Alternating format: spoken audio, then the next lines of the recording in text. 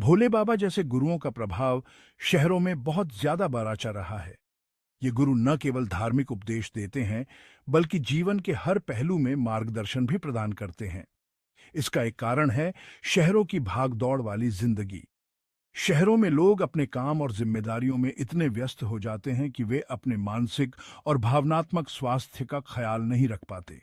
लोग अक्सर अकेला, परेशान और अनसर्टन महसूस करते हैं।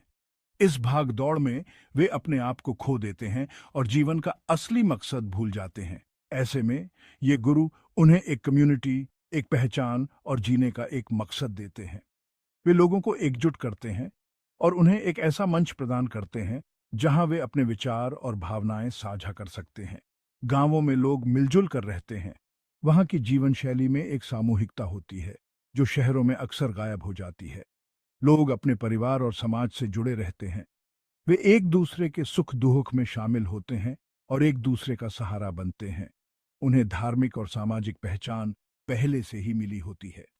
गांवों में धार्मिक और सांस्कृतिक गतिविधियों का हिस्सा बनना जीवन का एक अभिन्न हिस्सा होता है। शहरों में लोग अपनी सफलता के लिए बहुत ज्यादा सोचते हैं और एक दूसरे से आगे बढ़ने की कोशिश करते हैं।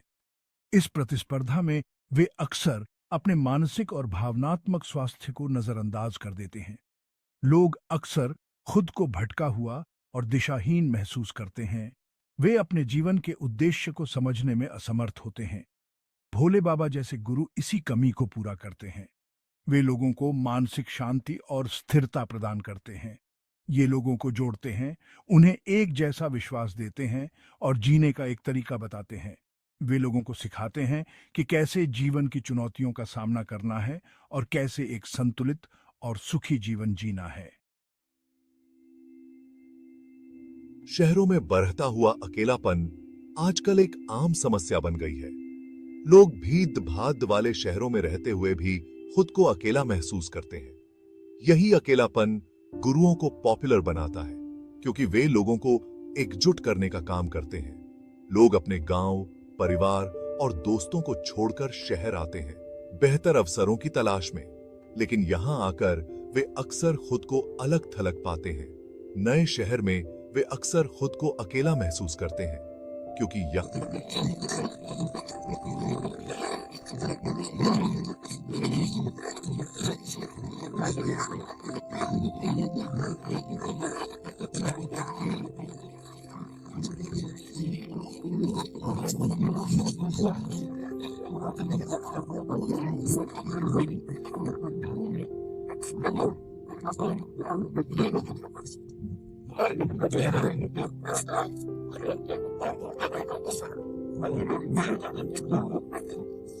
प्रार्थना करना उनके तनाव को कम करता है और आशा जगाता है।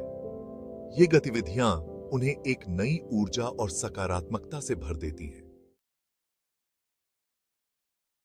गरीबी और अनिश्चितता भी गुरुओं को फेमस बनाती है।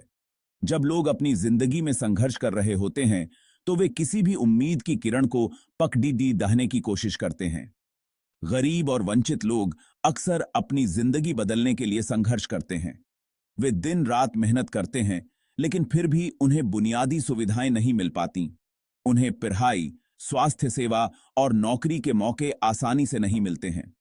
उनके बच्चे जर्जर स्कूलों में पढ़ते हैं।